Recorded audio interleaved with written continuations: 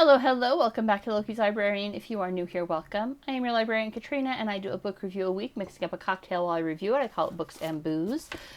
This month, we are looking at ancient history before rolling into our next president, making this week's book of the week, The Darkening Age, The Christian Destruction of the Classical World by Catherine Nixey. The accompanying cocktail is Symphony of Destruction. It is 2 ounces of Mezcal, 1 ounce of Spiced Rum, 1 ounce of Cherry Liqueur, a ½ ounce of lime juice, a ¼ ounce of Agave Syrup, a dash of Angostura bitters, and a cherry for garnish. Now, the cocktail itself is actually named for the Megadeth song by the same name, but according to Wikipedia, frontman and song author Dave Mustaine wrote the song about what he perceived to be how the masses were being led to their own destruction by political leaders, and that is basically exactly what happened 2,000 years ago, so I thought it was a fitting cocktail for this week. So let's do this. Now, Nixey opens at the end, describing the flight from Athens in 532 AD. 532? 532? I thought it was 529. 532 AD of the last great philosopher Damascus. Now, Damascus was born in Damascus, Syria, but the world was not smaller, but you had more options for travel back then. I mean, sure, people had bills, but they didn't have mortgages the way we do now, at least not as far as I know. Regardless, he traveled quite widely throughout the Roman Empire. In 532 AD, he was fleeing from an edict which was enacted by then Emperor Justinian, Law 1.11.10.2, which reads, quote, "Moreover, we forbid the teaching of any doctrine by those who labor under the insanity of paganism, so that they might not corrupt the souls of their disciples." Basically, if you aren't a Christian, you're not allowed to teach, period. And if you are a Christian, you're only allowed to teach Christian doctrine. Like, that was basically it in a nutshell. It's a very bland law overall, considering that it ushered in, 1,700 years of, 1,200 years, because I don't know, when did the Enlightenment happen? That was usually, the 17th, 18th centuries. So yeah, it led to a lot of darkness. 2 ounces of Mezcal, 2 ounces of Mezcal, 1 ounce of spiced rum, an enormous bottle of rum. So, anyways, Damascus leaves Athens, which is where he had been teaching part of the Neoplatonist school, which is new Plato thought, basically. So it's just taking more of Plato's thoughts and expanding them out. Anyways, that's not necessarily relevant. It was the final nail in the coffin that was the glory of Rome. I mean, all that the ancient world had achieved had been destroyed in the centuries between Constantine converting to Christianity in 312 AD, and then just 220 years later when Damascus fled Athens for Persia. Now, the destruction itself took about 500 years, all right, starting from the time of Christ's death, if you will, up until this point in time when Damascus flees. But the 200 years in between Constantine and Justinian's law were brutal. Absolutely brutal if you weren't a Christian. I mean, brutal if you were a Christian, too. What she describes historically as what the early saints and monks went through, man, I'm not going to lie, you got to be a little hardcore to really go in for that. Spiced rum. So, now to be fair, when Constantine converted in 312 AD, he advocated for freedom of religion. All right, he was like, this is what I'm going to do. Everybody is free to keep worshiping how they see fit. I'm not going to make anybody become a Christian. Within 70 years, that went out the window as Constantine died and other emperors stepped up, and Christians began rampaging against those who were not Christian. And in 385 AD, they smashed Athena's temple in Palmyra, which eventually is recovered and replaced, only to be smashed again by Muslim fanatics in the 21st century. So, kind of a theme going on here. There's a lot of crossover in the actions of fanatics. Go figure. I'm not sure why this one is stirred and not shaken. Usually you shake them when there's not the same general density, and the cherry liqueur is obviously much thicker. But here we are. So how do we get from the Christians being the absolute underdogs, right? I mean, they were sacrificed in the Roman Colosseum during gladiatorial battles, to that same Colosseum becomes the heart of Catholicism. And that's a true story, right? The Basilica of St. Peter is where one of the Roman Colosseums was, and it's where St. Peter was sacrificed in Rome in the Colosseum. And so that's how we get the Vatican. They built their church where St. Peter died in the Colosseum. And now Christianity went from being this, these gladiatorial arena sacrifices to this global powerhouse. I mean, it's currently the largest global religion. There's over 2 billion Christians of all flavors, not just Catholics, worldwide. How did we get there, right? We went from one man being sacrificed on a cross to billions following that man's, allegedly following that man's teachings. There's, your mileage may vary. Not everybody follows it to the same degree. Some people are true Christians, others are decidedly not. How did we get there? Well, one of the things I loved about this book is that each chapter included like a pithy quote directly related to what the chapter is about. So chapter 1, The Invisible Army, Nixey quotes Luke chapter 10, verse 19, "Behold, I give unto you power to tread on serpents and scorpions, and over all the power of the enemy." What does that mean? Oh no. Well, the agave syrup's going to take a hot minute. Well, when Christianity first got started, there was much made of the martyrs, all right? Those who died for keeping the faith. Basically, it was a fast track to heaven if you were to die keeping the faith. I really should have done the agave syrup first. Holy cow. Wow. Well, bummer. Yeah, that is so, you know what? I am going to open up the other one. I got a new one because I'm like, that doesn't look like that's going to be a full quarter ounce. We're going to do this. There we go. Eyeball a quarter ounce. Why not? The agave's going to be a little light. I can already tell. Damn, agave syrup's pretty damn tasty. This one is stirred. Let me stir this up. I'm going to need a cocktail to get through the rest of this review. That one should have been shaken. Oh well. All right. Let's get this ready to go. Yeah, rocks glass not quite big enough. This is what it looks like. Let's enjoy this. When Christianity first got started, there was much made of the martyrs, right? Those who died for keeping the faith. And it is truly remarkable because I definitely had this impression that Christians were being rounded up and fed to the lions en masse, an impression that was definitely helped along by Hollywood in the 20th century. As Nixey describes it, though, early Christians were more or less lining up to die for the cause, knowing that this would grant them glory in the kingdom of heaven. I mean, so much so that initially it was like, yeah, that's great. Yeah, they died. Woo, they're martyrs. And eventually, like, so many of them were dying for the cause that the church was like, no, in fact, if you go out of your way to die for the cause, you are not going to heaven. I think that's probably where the prohibition against suicide comes in because, wow, a lot of them were just doing it, just dying for the cause, jumping in front of that proverbial bullet, if you will. Rome actually went out of its way to give Christians every possible chance of avoiding death. Like, all they had to do was make a single offering to the emperor and they would be spared the arena or whatever other method of death was in vogue that day. And to a man, the early Christians declined. They chose instead to save their immortal souls, which, I mean, I get it, right? That's faith. That's the point of faith, is being willing to die for what you believe in. That's faith that God actually does exist and he is going to take your soul into heaven for having stayed true to his word. And when I read A Storm of Witchcraft, I mean, hell, if you've ever done any reading or watched any documentaries at all on the Salem witch trials, then you know that those who confessed were spared death, they were saved, and those who refused to confess were executed for witchcraft. And I think I commented on my review of that book that, I mean, why would you confess to something you didn't do to your eternal damnation? Right? I mean, that's faith. That's not faith. Saying, yes, you're right, I'm guilty of that. That's not faith at all. That's bowing to the winds of change to save your own life, which is absolute anathema to a true believer. So I get it. I really do. Reference the above comment from St. Luke, right? Christians were taught that not everyone was, that everyone not a Christian, Christians were taught that not, oh my God, did it again. Christians were taught that everyone not a Christian was Satan in disguise, and therefore it was okay to hurt them. So once the Christians started getting a little bit of power under their belt, they started wreaking absolute destruction on anybody who did not agree with them. Well, I forgot to put the cherry in, but that is really tasty. Get the cherry in right now, actually. Yeah. It was okay to hurt them, and all statues that did not depict some Christian act or Christ was demonic art, and any text not written by Christians was evil. And there you have it. That belief that anything not Christian was forbidden and therefore evil, or was evil and therefore forbidden, however you want to word that, that lays the groundwork for the next 500 years of desolation. So the Christians do begin writing their own texts, one of the more notable ones being The City of God Against the Pagans by St. Augustine. And here you kind of see the early list of what becomes the 7 deadly sins. I start with there were 8. There's gluttony, lust, avarice, sadness, anger, listlessness, vainglory, and pride. Heaven help you if you are clinically depressed. That is an absolute sin.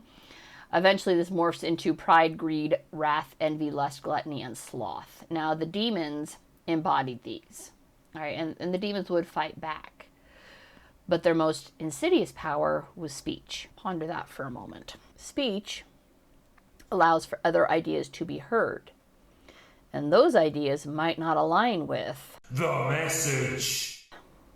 Doesn't that sound weirdly familiar? I very much feel like this book could be written about the 20th, 21st century. It's very weird, the crossover between the early Christian fanaticism and the fanaticism of the intolerant left. Very weird. I saw a lot of parallels there. Yes, I inserted the critical drinker's message on purpose. It definitely fits.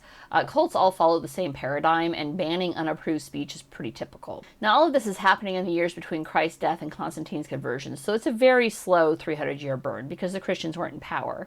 At the time of Constantine's conversion, only about 10% of the population of the Roman Empire was Christian. That spread from Palmyra, Syria in the east, to Ladinium, Britannia, Gaul, and Spain in the west, so the entire southern half of the European continent. Southern because it goes from the Danube River in Europe. Danube and Rhine kind of flow together, so runs the length of Europe. That was the northern land where the Germania was. Rome never conquered Germania. Go Vikings. All the way south to the northern parts of Africa with Egypt and Mauritania, which is modern-day Morocco, a couple other countries in there. So it's a pretty large empire, right, land-wise, and 90% of them still made offerings to any of a number of Roman and Egyptian crossover pantheon, and all of them, who knew what was good for them, made offerings to the emperor, who pretty much always claimed to be a god himself. And then came those pesky Christians, who refused to bow to any god but their god. And mostly Rome was okay with this, because they didn't really have this religious fanaticism where everybody had to worship the same gods. Most people had a god that they worshipped as their primary, right? It might be Zeus, it could be Hera, it could be Athena. And she uses the Greek gods' names in this, even though obviously we know that's Jupiter, it could be Venus, Mars, whatever. They all had their own household god, but very few people worshipped the entire pantheon of the Roman Greek mythology, and that's fine. They were cool with that, except for the emperor. You pretty much always had to make offerings to him, except for the Christians. They refused. Like, seriously, from what Nixey describes, the interrogators would be like, just burn a little incense. Like, take this tiny little pinch of incense and throw it on the brazier in front of the statue of the emperor, and we'll call it good. We'll say you're cool. Yes, you worship Christ, but you also acknowledge the divinity of the emperor, and we're all good. The Christians refused. Every single one of them. And then they would be punished. And that makes a powerful statement of faith, right, to those watching. I mean, wow, they are so sure of their reality of their God and their afterlife that they're willing to risk immediate death for what will come later. And that does make a powerful statement. It starts to slowly earn conversion, but very slowly. Again, 300 years, they only got 10% of the population. Part of that, I think, was because the Christians were so damn joyless. I mean, look at the sins that are allowed, right? No lust, sex is out. They outlawed any sex except for that of procreation. They outlawed homosexuality and lesbianism. Okay, because clearly that's not for procreation purposes, right? I gotta wonder, reading through this, if part of why those things were outlawed is that some bishop high up got spurned by somebody who happened to be of the same sex, and so he's like, oh hey, guess what? Now it's not legal for anybody. Fuck you. Or don't fuck you, because I just made it illegal. Haha, joke's on you, friend. Gluttony. Some of the early Christians rarely ate for fear of violating that one. Like, they might have 2 pieces of bread a day. One of the questions early Christians had that was answered by the early saints was, hey, if I'm starving and the only food available is what's in this temple to this pagan god, can I steal from them? Because, hey, that god doesn't exist anyways. And the saints were like, no. It's better to starve to death than to touch something that has been defiled in these pagan temples. I mean, don't take pride in anything you accomplish, because that is God's pride, and you would not have done that without him. None of that fit with the Roman lifestyle, obviously. Neither did seeding rational thought, and yet the Christians had such loathing for anything not Christian that as the winds shifted in their favor, they began destroying anything that was not Christian. Statues were defaced and marked with the cross. That was covered in the Immortality Key. He talks about going to, I don't remember which temple it was, but it was Medusa. I think it was Medusa. I could be wrong. It's been a while since I read that book. It's been years since I read that book. But he talks in that book about, going up to this temple, and it was very famously a pagan shrine, but it's got a cross carved on it. And so they did this. They would deface and alter statues to fit in with their beliefs. Texts were burned. If you were caught with any text that was not Christian, you would be punished. And in Alexandria, Egypt, which had become the beating heart of the intelligentsia of the Roman Empire, and with the blessings of Constantine, the Temple of Serapis, which housed a rather large branch of the famed Library of Alexandria, was shut down and destroyed. The Ptolemy Empire had made such a fetish out of collecting and storing knowledge that they were known to stop ships in the harbor, raid them for their books and scrolls, copy those books and scrolls, then keep the original and return the copy to the ship. They're like, no, it's a copy. It's the exact same thing. We're going to keep the original, though. Consider it your harbor tax. Now, the Library at Alexandria had treatises from every philosophical school of thought, like everything going back to the very beginning. They had medical treatises, metaphysical treatises, literature, folklore, science, all the collective knowledge of humanity that had ever been written down, which probably because Egypt, we know for a fact, had contact with ancient Babylon, probably had Babylonian texts as well. All of these were stored at the Library of Alexandria. Books by Galen, who is the father of modern medicine. Galen, who was, yes, a bit of a shit and quite egotistical, but not without cause, all right? His knowledge of anatomy was so great that treatises of his that escaped the purge, were discovered later, described the functions of the brain that were accurate until the late 19th century. So they survived 2,000 years as being absolutely up-to-date, modern, and well-known. Mind-blowing. Epicurus, most people assume he was only responsible for Epicureanism, which is devoted to the pursuit of sensual pleasure, all right? And that's, we call people who enjoy eating fine dining, fine cuisine, Epicureans. Epicurus is known for one other thing, which I was not aware of, but he's the father of atomic theory.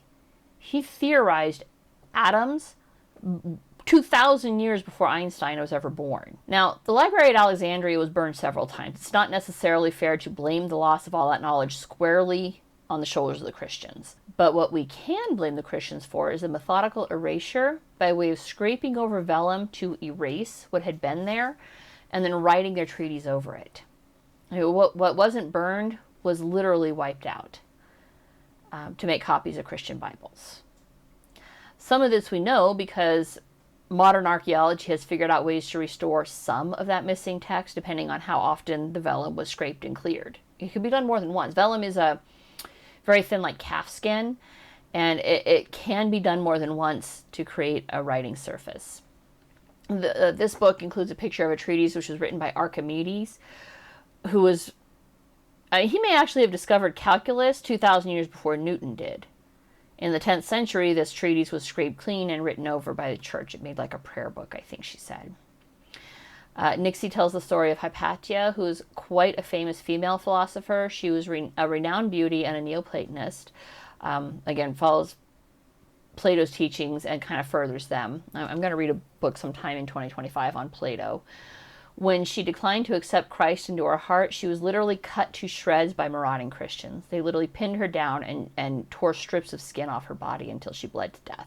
Damascius was also a Neoplatonist, and one very consistent theme running throughout is that all the philosophers of this time, and I mean my Amazon wish list grew by quite a bit reading this book, because I was like, oh, I want to read about that, I want to read about that. But all the thinkers, all the ones capable of individual thought, they despised the Christians as fanatics and feared them. I mean, it was almost superstitious how they wouldn't even necessarily name them other than to call them tyrants. I really do like this one. This is quite good. Oh shit, I got a double dose. I'm not sure if I'm going to be able to finish this before I finish the review. I'm almost done with it. I mean, I'm going to piss off so many people with this review. Think about how modern Christians describe fanatical Islam. It's kind of like that. And it's a very fair analogy because 2,000 years ago, they toppled and defaced the statue of Athena, and then 2,000 years later, Islam did the exact same thing. And two sides, very similar coin. I am going to look at both of those. Next year, when I finish the President books, I've decided I'm going to do a deep dive into religion, various religions. I'm going to look at pretty much all the world religions. And I think I might throw in philosophy there too, because I feel like this is a very worthy branch to expand out and explore. So we're going to see, compare and contrast some of these. Now, the buildup was gradual. Christ died in, 32 Anno Domini. He was 32 years old, if you count from year 0 when he was born and then up. In just 500 years, Christianity went from a fringe cult to wiping out the last vestiges of civilized thought and the absolute worst traits of tyranny. I mean, neighbor turned on neighbor. They testified against them for making offerings to the old gods. Having books written by non-Christian philosophers, statues and likenesses were forbidden. They were graven images. Damascius was in Alexandria in the 480s when the schools there were shut down by bishops. He went to Athens and spent the next 50 years building up the Neoplatonist school of Athens before Justinian's infamous law went into effect. Now, sitting here from the comparatively safe distance of, 1,500 years later, and seeing some of what is being taught in modern schools and by who, you might be tempted to just sympathize with Justinian and Law 1.11.10.2. It creates a paradox of tolerance, right? Paradox of tolerance. I'm going off script here like I usually do because alcohol makes me talkative. If tolerance is inclusive of the intolerant, intolerance will eventually dominate, eliminating the tolerant and the practice of tolerance. And that's what happened with the Christians, all right? They were tolerant of the intolerant, and the intolerant started saying, no, you must do things my way. And we recognize that. In fact, everybody recognizes that. That's why we push so hard against cancel culture, right? Christianity learned early and well that shutting down dissenting speech keeps you in power, which is one of the many reasons, again, we push back against cancel culture so hard. There's recognition that silencing dissidents is a way to keep power, and those who push the message are big on keeping what power they have managed to claw to themselves. They want to keep that for themselves. They don't want to share power. I saw a really great way to, there was a really good way to shut down the paradox of tolerance, and I don't remember what it was. Here it is. Okay. This is why a paradox of tolerance doesn't really go, because it goes into a social contract. So this is I'll screenshot it and put it up, but it's the paradox of tolerance disappears if you look at tolerance not as a moral standard, but as a social contract. Social contracts, right? I never sign any contract. How can there be a contract? If someone does not abide by the terms of the contract, then they are not covered by it. In other words, the intolerant are not following the rules of the social contract of mutual tolerance. Since they have broken the terms of the contract, they are no longer covered by the contract, and their intolerance should not be tolerated. But then people say, I never signed a social contract, so why should I be bound by it? And it's a pendulum that swings both ways. So, again, looking at some of the wackadoos currently teaching in our schools, some of the shit books that are being pushed in libraries, I get it. I might also sympathize, in fact, to some extent I do, sympathize with Justinian and Law 1.11.10.2. I mean, how can you claim to be for free speech while simultaneously shutting down the teachings of those you disagree with? It's a good question. When Nixey points out how Christians outlawed pederasty, which, if you don't know what that is the buggering of young boys by adult men, you might pause and think, maybe the Christians were onto something. Or you might reflect on a rather infamous proverb that even a stopped watch is right twice a day. Just because they didn't support pederasty does not mean they were right about everything else. They can be right to outlaw pederasty and pedophilia, but wrong to outlaw what two consenting adults choose to engage in, aka LGB, right? If you're a consenting adult and your partner is a consenting adult, who gives a flying fuck what you do in the bedroom? In fact, go ahead, have a flying fuck. Have it on me. Good for you. I have to leave a little for the husband. It's not impossible to think that Christianity made some good points while also destroying an absolute wealth of knowledge that if we had had continuous access to for the last 2,000 years, we might have a cure for cancer already. Rather than being an epidemic, AIDS might have been an animalistic blip on the map of time. But we didn't, because all that knowledge was destroyed because it didn't fit the Christian paradigm. If we had kept that knowledge, who knows where we'd be. I saw it theorized once that if we hadn't burned the library at Alexandria, we might already have colonized Mars. But we didn't, right? We didn't keep that knowledge. We let the fanatics burn it on a whim. Nixey ends her book in 529 with Damascius shutting down his school in Athens and heading to Persia, where he had heard good things about the Persian king Khosrow. Now, those rumors proved false, and he was a little disappointed in that, but the king wasn't a bad guy. He wasn't what he had been rumored to be, but he wasn't a bad guy. And he actually negotiated on behalf of the Neoplatonists who had come to him to return to Rome. He demanded roughly that, quote, the philosophers to be allowed to return to their homes and to live out their lives in peace without being compelled to alter their traditional religious beliefs or to accept, or to accept any view which did not coincide with them. Incidentally, this would become the only declaration of ideological tolerance that Justinian would sign. Everyone else was required to convert to Christianity, and the Dark Ages began. This book was quite good. I don't necessarily agree with everything she said. Like I said, I was like, yeah, right on, man. And she's like, they outlawed pederasty. I'm like, whoa, wait a minute. They were right to outlaw pederasty. You know, I don't agree with molesting children, ever. I actually kind of came up with a thought in my head that the reason pederasty was allowed to exist in ancient Rome is because the social mores of the time, according to Nixey, said that if you were the pitcher, not the catcher, it was no homo. You weren't actually gay, all right? You were just sticking it in a hole. And so rather than force their buddies to be gay, they forced it on young boys who had no choice. I don't know if that's true. It's what popped into my head. Maybe I'm trying to make excuses for Rome. I don't know. But it is easy to see. Everything she reported on was well documented. She's got receipts, if you will.